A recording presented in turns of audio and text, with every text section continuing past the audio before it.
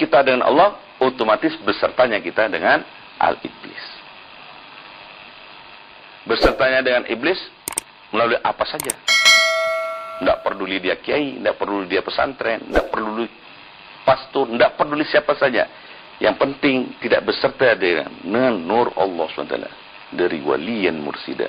Yang waliyan mursida itu dapatnya dari para nabi, maka itulah adalah bagian daripada sang iblis. Jadi menyangkut kebatinan kita, menyangkut ruh kita itu ada dua pilihan saja. Tidak banyak pilihannya. Kita beserta dengan nur Allah SWT yang berada di waliyan mursida, yang datangnya dari para nabi, atau tidak dengan itu. Tidak dengan itu, apakah dia kiai, apakah dia dukun, apa dia batu, apakah dia apa saja yang tidak dia berasal dari waliyan mursida, berasal dari nur Allah SWT yang dibawakan oleh para nabi, berarti dia beserta dengan syaitan. Kalau dia beserta dengan waliyan mursida yang datangnya daripada nabi, dia beserta dengan nur Allah Subhanahu wa ta'ala.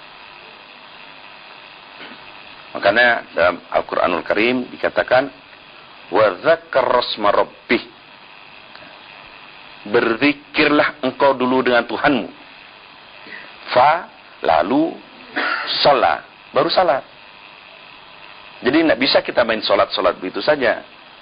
Kalau salat gitu saja, kita tidak menyertakan Allah Ta'ala dalam salat kita, walaupun pakai bahasa Arab sekalipun, walaupun pakai surat Yasin, surat Kahfi sekalipun, tapi tak besertanya ruh kita dengan Allah SWT, maka salat kita akan tidak sampai kepada yang dituju. Wailul lil musallina alladzina hum an salatina. Masuk neraka wail.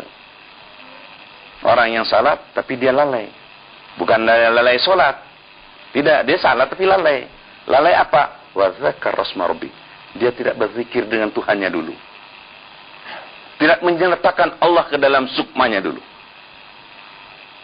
Yang jalan hanya zikri di dalam otaknya. Fa dzakar rasma, berzikirlah engkau. Nah, ini kembali kepada zikir.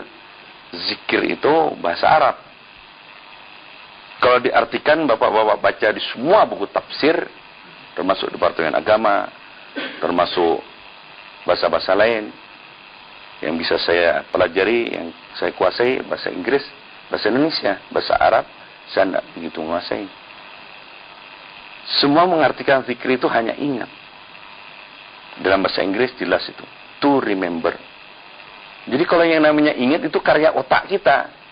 Kan ingat otak yang ingat itu. Ingat istri, ingat anak, istri dan anak, ingat gaji, ingat dagangan, ingat tanaman, kan pasti otak kita itu. Dan itu pantas, sangat wajar, karena itu adalah zahir. Otak kita zahir, wakil daripada jasad kita diwakili otak kita, mengingat sesuatu yang zahir pantas, sangat betul. Tapi bagaimana kita mengingat Allah Subhanahu wa ta'ala? Allah Ta'ala itu sesuatu yang sangat-sangat maha gaib. Bagaimana kita bisa ingat sesuatu yang gaib? Di mana letak zikrihnya itu? Nah, jadi kalau kita pinjam di dalam bahasa Inggris itu, lebih cocok bukan to remember. Nah, saya baca bahasa Inggris itu, Pak Hera ngerti betul bahasa Inggris, tapi yang mohon maaf yang SD atau tamat, terima sajalah. Ada dalam bahasa Inggris itu, to be conscious of. Dia ingat juga dalam pengertian dia sadar. Jadi bukan ingat otaknya, ingat lebih dalam dia. Jadi ruhnya itu menyadari sesuatu. Jadi seorang ibu misalnya, dia tidak ingat anaknya yang sekolah di Bandung, tidak. Tapi perasaannya dia menjiwai bahwa anaknya ada di Bandung. Jadi bukan ingat otaknya, perasaannya ada. Seperti ibu saya dulu, aduh, ujung tetek saya bergetar-bergetar nih. Dia langsung. Ruhnya itu sendiri bergetar bahwa anaknya dirantau akan yang sakit katanya. Betul. Cek mana betul anaknya lagi sakit. Itulah hubungan, ingat, hubungan ruh antara ibu dan anak itu. Dia bukan ingat otaknya, ingat kesadarannya. Dalam bahasa Inggris, to be conscious of. Jadi kalau kita zikir seperti translate terjemahan dari buku-buku tafsir bahasa Indonesia itu, ingat itu adalah karya otak kita. Kita harus berzikir, ingat Allah. Ingat yang bagaimana? Itu yang tidak ada how to do. Bagaimana mempraktikannya? Orang mengingat Allah Ta'ala. Renungkan saja. Allah Ta'ala itu maha besar. Maha besar bagaimana? Nah ini. Untuk bisa mengingat Allah SWT yang maha gaib itu ada ilmunya. Nah, makanya Allah Ta'ala itu menciptakan segala-galanya itu dalam Al-Quranul Karim dikatakannya, diciptakannya segala-galanya itu berpasang-pasangan. Semua berpasang-pasangan. Ada laki, ada perempuan, ada siang, ada malam, ada surga, ada neraka. Yang tidak berpasang-pasangan hanya satu. Apa yang tidak berpasangan? Betul, 100 untuk Bapak. Yang tidak berpasangan penciptanya sendiri, ada Allah. Yang semua berpasangan. Ada zahir, ada ruh. Zahir diwakili kesadarannya sama otak kita, yang namanya ruh. Dalam Al-Quran diwakili yang namanya kolbun. Kolbun itu hanya letaknya saja kira-kira di sekitar hati. Kira-kira menurut orang sufi, kira-kira sekitar 2 jari di bawah susu kiri, 2 jari ke arah kiri. Kesana kira-kira letak kolbun itu. Itu gaib itu. Tidak ada barangnya. Hati rohani seperti apa? Tidak tahu barangnya. Bukan liver. Liver itu kan hati yang warnanya coklat bisa digoreng. Itu bukan. Hati pakai nama hati. Tapi bukan hati-hati yang dikulin di Giant itu harganya sekian ribu. Bukan. Itu adalah ruh kita. Jadi sukma kita itu diwakili dengan dia yang akan berhubungan dengan Allah SWT. Bagaimana caranya? Melalui ilmu. Segala-galanya kata Allah Ta'ala harus pakai ilmu. Nah, ilmu ini ada 2 juga. Satu ilmu yang bisa ditangkap sama otak ini. Nah, kita kenal dengan ilmu syariat. Zaman Nabi dulu ilmu syariat itu tidak disebut ilmu syariat, ilmu kalam. Yang sekarang sesuai perkembangan zaman, sudah 1500 tahun sejak Nabi, wah itu berkembang ilmu kalam itu. Mulai menjadi ilmu nahu, ilmu sharaf, berkembang juga ilmu fikih, ilmu tauhid, wah sudah menjadi ratusan ilmu. Tapi cirinya tetap, dia itu bisa ditulis dan bisa dibaca dengan mata kita. Diapal oleh otak kita, dimengerti oleh kita, kemudian diajarkan oleh guru dari otaknya kepada otak si muridnya. Itulah namanya ilmu syariat.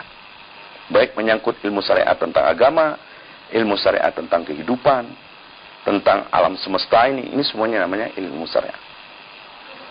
Ilmu yang kedua ini, yang zaman dulu namanya ilmu sir. Tidak ada ilmu tasawuf zaman dulu. Tapi apa yang dilaksanakan oleh ilmu sir itulah yang sekarang dikenal dengan ilmu tasawuf. Ilmu tasawuf itu bukannya bukan di sini. Bukunya di sisi Allah SWT. Adanya di Lauhil Mahfuz. Pelajarannya bentuknya juga gaib. Tidak bisa dicerna sama otak kita. Diajarkannya juga secara gaib juga. Karena ruh yang menerima, yang mengajarkannya juga ruh. Jibril datangnya kepada Muhammad tidak berbentuk dalam bentuknya dia malaikat. Tidak seimbang. Bagaimana malaikat bisa datang kepada bentuknya manusia? Tidak. Karena Allah Ta'ala menciptakan pada waktu itu jin kepada semua nabi-nabi berbentuk seperti manusia. Ya Muhammad tidak kenal kalau tidak dalam bentuk manusia. Ada bentuk manusia. Untuk menyampaikan apa? Dia menyampaikan sesuatu. Sesuatu apa? Itulah. Ditalkinkannya yang sesuatu dari Allah SWT. Itulah namanya nur Allah SWT. Di dekapnya Rasulullah, Iqra ma ana biqarib.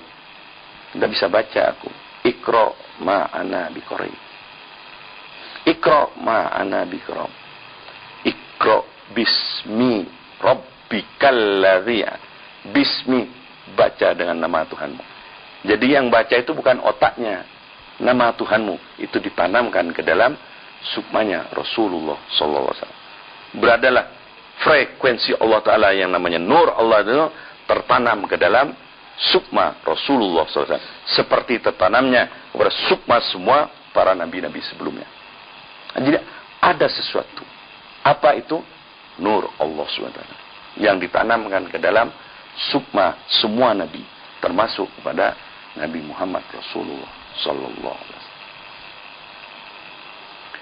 Makanya di dalam Al-Quranul Karim di surat Al-Ma'idah 35 jelas Allah berfirman, ya ayyuhalladzina amanu, wahai orang yang beriman. Modalnya beriman dulu. Kalau yang tidak beriman seperti orang-orang Rusia anak bertuhan, memang tidak diundang ini. Memang dari sono. Bagiannya sono. Ini yang diundang yang beriman dulu. Ittaqullah. Wujudkan imanmu ini di dalam takwa kepada Allah. Bertakwalah kepada aku. Orang bertakwa itu orang yang bagaimana? Jangan tanya sama orang, nanti ngarang. Tanya kepada Allah SWT. Orang yang takwa itu apa? Tidak gampang orang takwa itu, abang-abang. Berat. Beratnya itu, coba lihat Al-Quranul Karim. Semua pada punya Quran kan? Baca. Itu kenapa? Ini psikologis untuk memberikan kepada kita bahwa di halaman pertama kedua itu betul-betul merupakan hal-hal yang penting dari 6.600 sekian ayat. Di situ ada 7 ayat yang namanya suratul Fatihah. Di situ merupakan bab-bab pokok. Kalau seorang disertasi itu adanya namanya bab pendahuluan. Di dalam bab pendahuluan ada namanya judul bab. Ada judul itu. Itulah. Bismillahirrahmanirrahim. Semuanya tercakup di dalamnya itu. Nah, di dalam 7 ayat itu ada satu dikatakan ihdinas syiratal mustaqim. Nah, ini penting sekali itu. Ketemu jalan yang lurus. Ini yang saya cari-cari itu. Yang namanya kita makrifat kepada Allah Ta'ala. Cari jalan yang lurus itu. Ya Allah, berilah petunjuk jalan yang lurus. Jalannya orang-orang yang diberi petunjuk. Bukan jalannya orang yang disesatkan, itu bukan. Betapa pentingnya ihdinas syiratal mustaqim. Berikutnya, dzalikal kitab la raiba fihi. Kitab ini, Quran ini, tidak memberikan petunjuk, bohong, tidak ada apa-apanya. Hudal, kecuali muttaqin, orang yang takwa. Ini baru Quran ini ada gunanya. Tapi kalau yang tidak bertakwa, maksimal untuk menjadi sumpah saja. Waktu upacara, waktu kawin, waktu di pengadilan, itu saja. Lebihnya tidak ada. Tapi lil muttaqin, itu makanannya itu. Baru Quran itu berbicara. Siapa yang muttaqin itu? Yang takwa itu siapa kata Quran? Pokoknya 3. Nanti perinciannya ada di belakang. Tapi sendinya 3. Siap. Bapak kan sudah belajar Islam kan? Tiap Jumat harus dengar, marilah kita bertakwa. Khotbah tidak ada kata-kata takwa, tidak sah khotbah itu. Harus ada takwa. Sadarkah Bapak, takwa itu yang bagaimana? Kata Allah Ta'ala, alladzina yu'minuna bil ghaib. Mereka yang betul-betul iman, sadar, siap mental, yakin, mau tahu dengan apa-apa yang namanya al-ghaib. Yang gaib itu artinya tidak bisa ditangkap dengan otak kita ini lah. Jasad kita itu tidak nangkap yang gaib itu. Tidak nangkap itu. Dia hanya diberitahu oleh Allah SWT. Siapkah untuk itu kita? Bahwa kita percaya kepada hal-hal yang gaib. Isinya Quran itu hampir sebagian besar berisi hal-hal yang gaib saja. Makanya Quran berkata, dalam ayat-ayatku itu ada 2 ayat. 2 bagian ayat. Ayat-ayat yang muhkamat dan ayat-ayat yang mutasabbihat. Dan mungkin yang bapak-bapak belajar di pesantren tahu itu. Ayat-ayat muhkamat itu, itulah ayat-ayat yang tidak bisa dimengerti, ditranslate sama otak itu. Otak itu tidak ngerti itu. Sesungguhnya aku min hablil warid. Allah itu lebih dekat daripada urat di leher kita. Lah bagaimana kalau Allah Ta'ala itu di leher kita? Kalau kita mau pergi ke satu tempat dekat di belakang rumah, kenapa kita harus sewa Concorde, sewa Mercedes, naik bus kota keliling-keliling, ya enggak? Lah orang ada di belakang rumah. Allah Ta'ala dekat daripada urat nadi di leher kita. Kok jauh-jauh kita sungsang sumbel ke sana kemari? Bagaimana kita tahu itu? Allah Ta'ala yang beritahu kita. Pakai ilmu. Tanpa ilmu tidak bisa. Kalau yang muhkamat itu jelas, tidak usah dipikir. Walah mal khinzir, tidak boleh makan babi. Udah, titik. Jangan tanya lagi, babinya yang putih apa yang hitam, bang? Yang bersunat apa yang tidak bersunat, bang? Yang umur setahun apa yang umur 2 tahun? Jangan. Walah mal khinzir, jauhi. Mau celengkah dia? Mau babi putihkah dia? Haram. La taqrabuz zina. Jauhi zina. Tidak usah dipikir-pikir. Bang, zina yang model bagaimana, bang?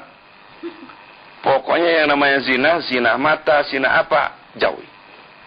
Itu ayat-ayat begitu banyak. Tapi ayat-ayat mutasabihat lebih banyak daripada ayat-ayat. Ayat-ayat mutasabihat hanya bisa diterima dengan ilmu yang maha tinggi. Ilmu yang tinggi itu bukan di sekolahan. Ilmu yang tinggi itu di tempat yang paling tinggi. Di mana itu? Di sisi Allah SWT. Yasin. Apa itu?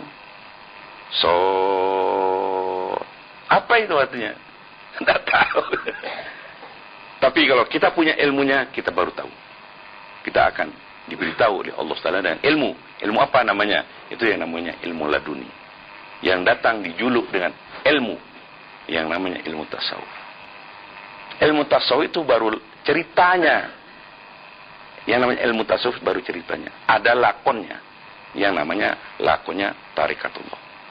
Tarikatullah itu sudah bukan bentuk kata-kata lagi. Kita sudah mengamalkan sesuatu. Setiap ilmu ada metodenya. Setiap metode ada metodologinya. Jadi ilmu tasawuf itu metodenya. Tarikatullah adalah metodologinya. Untuk mengerjakan apa yang ada di dalam metode itu. Supaya paham gitu. Kata bahasa Inggrisnya how to do. Bagaimana mempraktikannya. Supaya kita zikri. Ingat dengan Allah Ta'ala itu. Betul-betul sadar lebih dalam. Bukan ingat di sini. Sertakan Tuhan di otakmu. Baru kamu salat. Zikri. Harus beserta Allah Ta'ala. Dia di sidratul muntaha. Di ars itu harus beserta dengan kita. Artinya kita harus mengenal frekuensi Allah SWT. Saya dengan anak saya jauh-jauh dari sini Jakarta, tidak perlu saya harus peluk-pelukan sama. Pakai aja frekuensinya. Berapa frekuensi anak saya? Masukkan ke HP saya. Niang, ngapain? Wah, apa? Lagi begitu kan? Karena kita dalam satu frekuensi. Tapi kalau kita tidak pakai frekuensi, walaupun kita teriak-teriak, walaupun HP kita baru, Nokia kah, Siemens kah, kalau tidak ada frekuensinya, kita tidak bisa berbicara. Jadi kita harus mendapatkan frekuensi. Makanya surat Al-Maidah tadi, wahai orang yang beriman, bertakwa engkau, takwa itu alladzina yu'minuna bil ghaib wa aqimus shalah. Salatnya itu yang betul. Fa dzakara rasma rabbih. Yang dia beserta dirinya itu dengan Allah, fa lalu shalah, lalu dia salat. Jadi kuncinya fa dzakara rasma rabbih. Beserta Allah Ta'ala dulu. Fa lalu salat. Wa mimma razaqnahum yunfiqun. Setelah dia beserta dengan Allah SWT, bergetar seluruh jiwa raganya itu, baru dia ngerti apa sumpahnya. Yang 17 kali kita laksanakan. Wa mahyaya wa mamati lillah. Kita sedekahkan hidup mati kita untuk Allah SWT. Kita belanjakan itu. Wa mimma razaqnahum. Bukan hanya mencari duit yang paling jelek diserahkan pada pengemis yang minta kita, bukan itu saja sedekah itu. Wa mahyaya wa mamati. Itu akan hidup dari sukma seseorang yang sukmanya itu telah beserta dengan Allah Subhanahu wa ta'ala. Kalau sudah begitu, betullah dia orang yang takwa. Baru Quran itu akan menjadi petunjuk kepada orang yang demikian. Paham apa? Jadi untuk takwa saja sudah sulit. Apalagi wabtahu. Nah, itu yang ngerti bahasa Arab paham itu.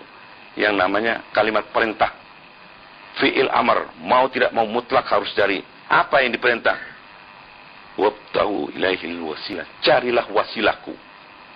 Wasilah itu kalau diterjemahkan dalam letter otak kita, diterjemahkannya dengan cara. Metoda. Ya metodenya itu ya sangat-sangat begini. Puasa-puasa itu. Ya cukup itu aja. Yang diterjemahkan dengan otak. Padahal wasilah itu secara ilmu tasawuf harus diterjemahkannya. Dia itu frekuensi Allah SWT. Gaib itu. Karena Allah Ta'ala gaib, frekuensinya tentunya gaib. Nah, kalau di Muhammad, frekuensinya dari Jibril. Nah, kalau dari Muhammad berikutnya, bagaimana frekuensi itu? Hadis Rasulullah berkata, apa-apa yang Allah tanamkan ke dadaku, yaitu frekuensi tadi, aku tanamkan ke dadanya penerusku, Abu Bakar Siddiq alaihissalam. Nah, sampailah frekuensi itu di dadanya Abu Bakar Siddiq. Jadi siapa-siapa yang meneruskan frekuensinya melalui Abu Bakar Siddiq, dia akan ketemu dengan frekuensi yang di Muhammad. Muhammad akan tembus kehadirat Allah. Abu Bakar Siddiq mati siapa? Nah, sebelum Abu Bakar Siddiq mati, diteruskannya frekuensi itu kepada pewaris berikutnya, sahabat Salman Al-Farisi. Frekuensi yang halus itu diteruskan pada seluruh wali yang mursidah. Wali yang mursid, yang kita kenal dalam ilmu tasawuf, yang kita kenal dengan mursid. Mursid itu bahasa Arab tentunya artinya guru. Guru diterjemahkan dengan otak seperti ustadz yang berdiri di belakang kelas, di depan kelas, pakai baju, pakai peci, pakai sarung, berjalan ke kiri, ke kanan, itu ustadz. Jasad kita. Tapi mursid tidak begitu. Mursid itu betul manusia dia, karena kita perlu bicara dengan dia. Tapi yang sebetulnya kita perlukan adalah sukmanya. Karena di sukmanya telah berada frekuensi Allah SWT. Nah, kalau penuh kesadaran, itu zikri, penuh kesadaran kita bahwa rohani kita beserta dengan rohaninya mursid, otomatis beserta dengan rohaninya Rasulullah SAW. Kalau kita beserta dengan rohaninya Rasulullah SAW, otomatis kita beserta dengan Allah SWT. Itu namanya frekuensi. Ini lampu ini, kalau dibuang listriknya, tinggal lampunya saja, bukan lampu lagi. Bohlam namanya. Ada di tuku-tuku. Tapi kalau diberikan dia kekuatan, dia mengeluarkan cahayanya. Cahaya lampu itulah menjadi frekuensi lampu. Kalau cahaya itu dimasukkan di dalam mata kita merembet melalui cahaya itu, sampailah kepada lampu. Baru kita melihat lampu. Matahari juga begitu. Matahari itu kalau dibiarkan begitu saja, kita diam di dalam gua, matahari, sampai mati kita tidak pernah tahu yang namanya matahari. Tapi kalau gua itu dikasih lubang, dimasukkannya frekuensi matahari yang namanya cahaya, masuk kepada mata kita merembet melalui cahaya matahari, sampai kita ke planet matahari, baru kita melihat, Allahu Akbar, hebat betul sang matahari. Tidak disebut matahari, kita mengenal matahari. Jadi frekuensi matahari, cahaya matahari, frekuensi Allah SWT, nur Allah SWT, yang disebut dalam Al-Quranul Karim di surat Nur 35, nurun ala nur. Nah itulah, bacalah surat An-Nur dalam suratul Fatihah yang namanya Siratal Mustaqim. Berjalan di atas nur itu, berjalan di atas frekuensi itu, kita sampai kepada yang punya frekuensi adalah Allah Subhanahu wa Ta'ala. Di dalam surat Al-Maidah itu namanya Al-Wasilah. Itu adalah gelombang frekuensi Allah Subhanahu wa Ta'ala. Itu yang harus kita cari. Adanya di dada Rasulullah. Rasulullah tidak ada, adanya di waliyan mursidah, yang kita kenal mursid kita, yang kita kenal guru kita. Nah, di dalam metode yang namanya tasawuf itu, kita berhubungan dengan guru yang disebut dengan rabitah. Rabitah itu bahasa Arab, artinya kita berhubungan. Bagaimana berhubungan roh kita dan roh guru kita. Karena hakikatnya kalau kita berhubungan dengan roh kita, otomatis kita berhubungan dengan roh Rasul. Kalau kita berhubungan dengan roh Rasul, di dalam roh Rasul itu ditanamkan sesuatu yang namanya nur Allah SWT. Begitu kita berhubungan dengan roh Rasul, otomatis detik itu juga kita berhubungan dengan Allah Subhanahu wa Ta'ala. Begitu kita masukkan frekuensi kita matahari, detik itu juga mata kita sampai kepada sang matahari. Begitu juga ini air. Dimasukkan gula, jadilah dia orang gula. Orang bodoh berkata, si air telah menjadi gula. Kok begitu? Begitu dicicip airnya, kontan detik itu juga gulanya yang menjawab manis. Tidak pakai nunggu besok, kontan. Tapi seorang insinyur akan berkata, bodoh kamu. Sampai dunia kiamat, airnya tetap air. H2O, tidak pernah jadi gula. Gula sampai dunia kiamat tetap gula.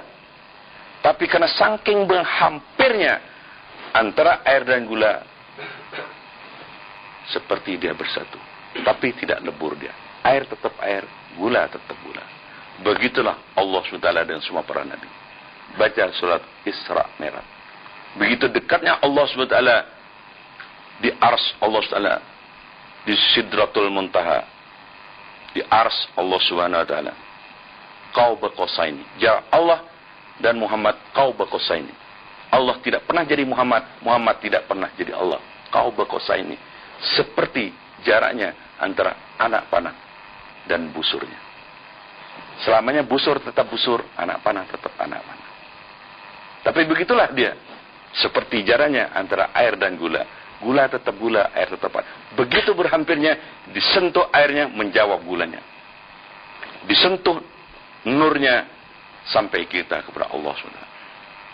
Begitu sukma kita beserta dengan sukma Rasulullah, detik itu juga arwah kita sudah beserta dengan nur Allah SWT. Paham? Inilah yang disebut dengan ilmu tasawuf. Bagaimana caranya? Dilaksanakan nanti dengan praktik yang namanya tarekoh. Paham? Bagaimana tarekohnya? Nah, kita akan terangkan nanti setelah bab yang nomor 2. Tapi yakinlah bahwa di tempat ini yang namanya surau, kita tidak berbicara politik. Kita tidak berbicara ilmu-ilmu syariat. Ilmu-ilmu syariat silakan datang ke majelis taklim, silakan datang ke madrasah-madrasah, silakan datang ke IAIN, silakan datang ke sekolah-sekolah agama. Di situ dibahas ilmu-ilmu syariat. Di sini tidak lagi dianggap bapak-bapak sudah tahu tentang itu di luar. Di sini semata-mata untuk mengajarkan bagaimana batin kita yang gaib untuk menyentuh berhubungan dengan Allah Ta'ala yang maha gaib. Ilmunya namanya tasawuf, metodologinya atau prakteknya yang namanya tarekat. Wajibkah kita melaksanakan itu? Kalau menurut Allah Ta'ala wajib. Karena dikatakan di dalam surat Al-Maidah 35, "Waqtahu", cari yang namanya frekuensi aku itu, cari. Suruh cari oleh Allah Ta'ala. Yang namanya jarum, tahu Bapak jarum? Jarum pendol apalagi, kecil kan? Kalau Bapak simpan di dalam rumah itu, setengah modar, Bapak tidak bakal ketemu. Cari jarum pendol aku katanya. Dia masukkan tadi bantal yang mana, atau di kaset yang mana, di sepatu yang mana, kita tidak tahu. Tidak bakal tahu kita. Tapi kalau tanya kepada, sebetulnya di mana jarum pendolnya? Lah itu, ada di sandal, baru kita tahu. Konon yang namanya nur Allah SWT. Waktu cari. Mana kita cari ya? Apalagi si nur ya enggak? Itulah waliyan mursida. Wali yang mursid akan memberitahu. Makanya dalam Al-Quran Al-Karim dikatakan, bertanyalah kepada ahli zikri. Siapa ahli zikir itu? Siapa yang tahu tentang bagaimana bertemu dan bernyawa dengan Allah? Ahli zikri. Siapakah ahli zikir itu? Waliyan mursida. Yang dia menerima nur Allah SWT dari Nabi Muhammad, terus taut bertaut dengan sangat sempurna sampailah kepada guru mursyid kita. Jasadnya memimpin jasad kita, rohnya memimpin roh kita. Itulah waliyan mursida. Paham Bapak-bapak? Jadi waliyan mursida beda dengan ustaz. Karena beliau adalah yang penting roh kita, yang namanya tadi